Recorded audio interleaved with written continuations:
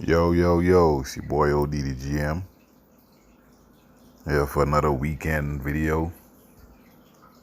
You know, we had a good game against the Falcons. It seems like the offense came to play. They did some nice things. You know, a few mistakes by a quarterback, and it was more than just his mistakes that I am about to tell you. You know, I almost got the score right again. You know, I had the score 28-24 Falcons, and it was 30-28, I think. And Kyle Pitts, man. Kyle Pitts made the defense look stupid. No one could cover him. Nobody. They tried X, put X on ESPN. That's what he did. They really wasted money on X this year. By hindsight is always 2020. Should have traded his ass. I was one of those to keep him. I knew he wouldn't have a 10 touchdown season again, probably ever in his career, but that was time to strike while the iron was hot. He was disgruntled. Secondary can't be no worse. But I'm not paid to make those decisions. And the guys that are paid to make those decisions are doing a horrible job. Talk about Tua's play. And I don't want to talk about the touchdowns, really, but the interceptions. And the first interception where he was trying to get the tight end into double coverage. It was a bad route, and it seemed like the effort at the end wasn't there from the tight end. Like, he didn't try to go get the ball or at least break it up. You see some veteran guys, they'd break up the pass before they let someone pick it off, but he just flailed, you know. He said to me, drop to the ground and make it look good. That's what he did. So it ended up being a pick. Second interception, Austin Jackson got beat off the snap. He got one move and the guy was in the backfield. So he stopped looking downfield and he started to look at the rush. And Waddle stood still in the front of him, seeing that Austin Jackson was beat. And the minute Tua decided, I'm going to throw it to Waddle, Waddle moved. So that's why I'm saying that is more of a team disappointment, because it started up front with Austin Jackson getting beat like a drum as usual. And I don't know who drafted this guy number one. Not number one, but in the first round. Man, he sucks. He's a better guard than he is tackle. I'll tell you that. That ain't saying much. And then Waddle just moved out of the way. You know, but that's a rookie mistake Waddle made. And, you know, I still don't believe these two mistakes cost us the game. You know, it was a combination of a lot of things. And Austin Jackson, let me just get back to him. You know, if you saw that mistake, I'm sure if you go back and you watch, you see that mistake on the interception. You go back and you watch the kicks. The first kick, the one they made, Austin Jackson put his head down and dropped. He didn't pass block like they should on a kickoff, on a field goal attempt. He dipped his head down. I don't understand what kind of technique is it. So what happened? The Falcons special teams coordinator saw this. And when they came back for the next kick, and I feel this may be the kick that cost us the game. When they came back to the next kick, Austin Jackson did it again. He dropped his head, and the guy was able to just leap over him and block the kick. That was stupid. Stupid. Everybody whose last name is Jackson right now should feel bad, because this your cousin or some from somewhere on the plantation. All right. So that's all I got to say about Austin Jackson. And talk about the defense now. They continually get abused. I don't understand it. This defense fall off the map. I mean, linebacker got hurt, Jerome Baker, and it seems like Roberts was, I don't know, he was kind of injured, but he tried to, play through it. And I promise you won't miss Jerome Baker, not this season. He isn't that good, And Kyle Pitts just abused anybody that tried to cover him. That boy is going to be special. He is going to be special, I must say. And there's this unnamed source on the defense who talked about Tua's leadership. And what I hate about unnamed sources, like if you are going to say something, put your name to it. Be a man. Have character. Don't do the sneaky stuff. Oh, I don't like this, but don't tell him I said it. Like, what is wrong with human beings nowadays, especially men? Be a man. If you can say something, put your name to it. You understand? That's cowardly, man. That's what you are, a coward. And that goes for you say anything about anybody. Put your name to it. Feel me? So, Tua, Deshaun Watson, trade deadline. This is a messy situation. If you're a female listening to this, I feel for you. I understand why you would be upset that the Dolphins would be trying to trade for a guy with this on his rap sheet. 23 cases, I think it is now, civil cases, and 10 criminal cases, assault. I can be real with you. I feel the females are just gold diggers. I don't think Deshaun Watson did anything wrong, anything that no one didn't consent to. You understand? Maybe he didn't pay his bill, and that may how the issue may have came up. But nonetheless, in the States, we all know how America goes, and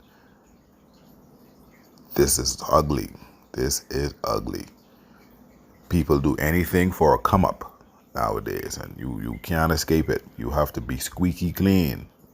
The Dolphins right now have a squeaky clean quarterback, and he is improving in a bad offense. Some players look good and some players you just do not understand. So I still feel like this trade is going to go through. But if it doesn't, because there are a lot of reports out there saying the deal is already in place. They're probably going to take it to the ninth hour, and they're going to pull this plug either Monday night or Tuesday. But the Miami Dolphins have a squeaky clean quarterback that's improving, like I said, and for this to come to South Beach now, the media will be 100% all over this every day, all day. Whether he plays this season or not, I don't think he'll play this season. So he'll probably have, I don't know. The thing about this is you don't know where Tua's head is at right now. Like, really. You understand? You say the right things in the media, yes. Your coach feeds you bullshit, yes. Deep down, you don't want to be here. Me personally, I do not want to be anywhere I'm not appreciated. And it sounds like no one in this building has faith in Tua, is in his corner. They all see this new shiny toy that they can have here. But they forget that it's a team sport. And if the team sucks, you're going to suck. You can be like the Houston Texans and have an elite quarterback and gets his numbers, but win 4 games because your coaching staff is inept and your team sucks. And this is my plea to Mr. Ross. Like, do not allow these guys to waste any more draft picks. Just do not do it. Grier is not a good GM. This is the one holdover.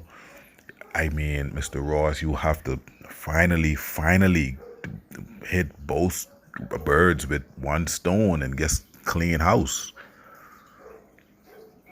Clean house. Because Grier and Flores right now, he's confusing. You can't trust anything that comes out of his mouth. Grier, he's quiet. So you just do not know what to do. I don't understand what's happening. But if I'm Tua, I do not want anything to do with this organization. And if I do start the rest of the season for this organization and the trade does not happen, Miami would be in a pickle because you either go get Deshaun Watson or you go draft yourself another quarterback. Because myself, if I am Tua Tagovailoa, I wants to be out of there. I heard he has an agent that does not play. And I feel they would demand to be traded. You don't want to be anywhere that no one wants you. Simple and plain. And I would not blame Tua. And he's doing good things on that football field. People forget he's a young quarterback. And we have a guy, look at Tannehill year 2. Year 3, year 4, Tua is better than Tannehill. And people rode with Tannehill to the end. And I think the majority of the fan base loves Tua. But there are some of us that can't realize that we have a good quarterback and we just want to throw him to the wolves. We have to be better than this. We really have to be better than this. He says that Tua will be the guy for the remainder of the season, but that isn't much of a vote of confidence. Why don't you just come out and say we are not trying to trade for Deshaun Watson?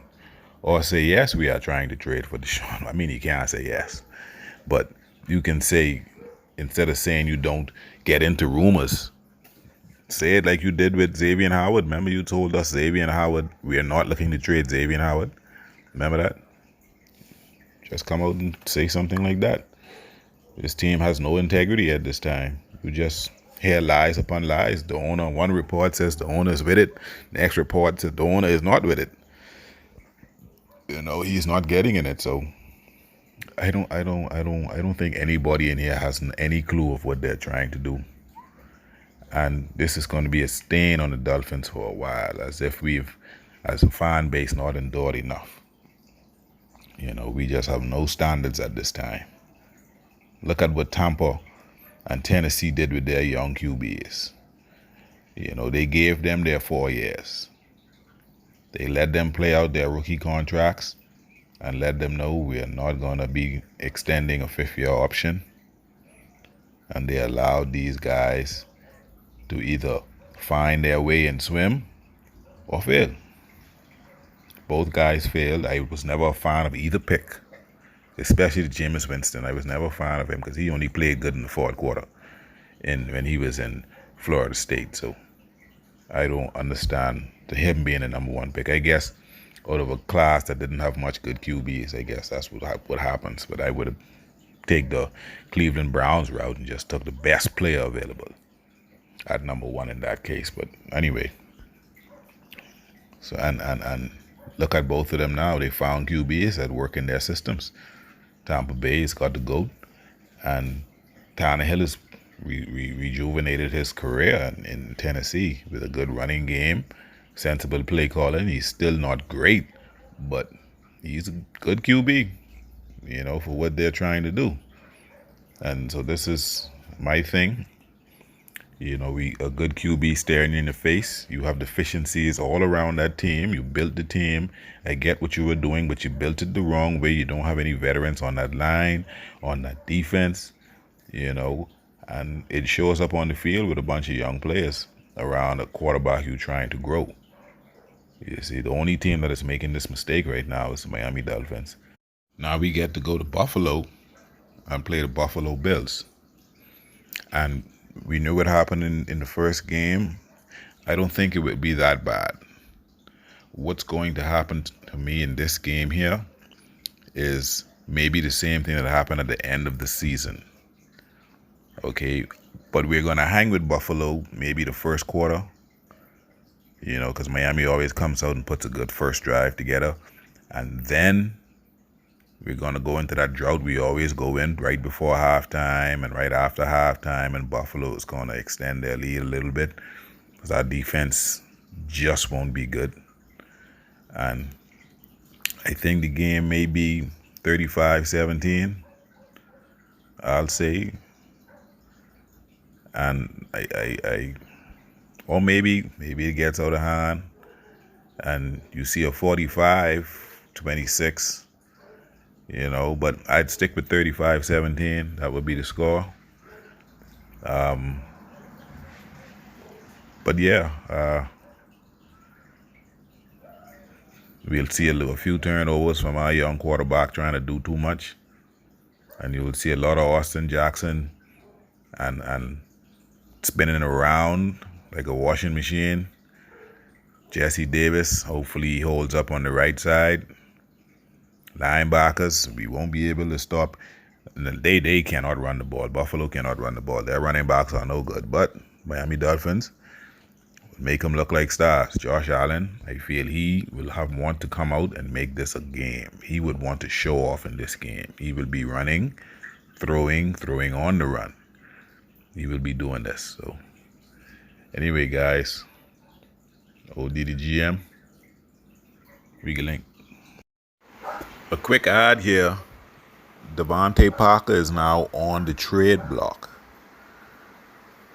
I guess maybe he wasn't injured.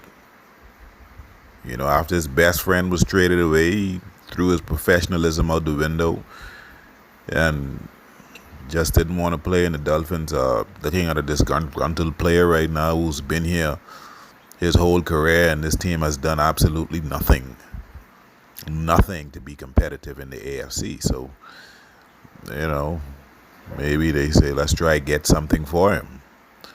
I don't know, but we'll keep an eye on this story by the time it's trade deadline on Tuesday. If he's traded, I'll be making another video.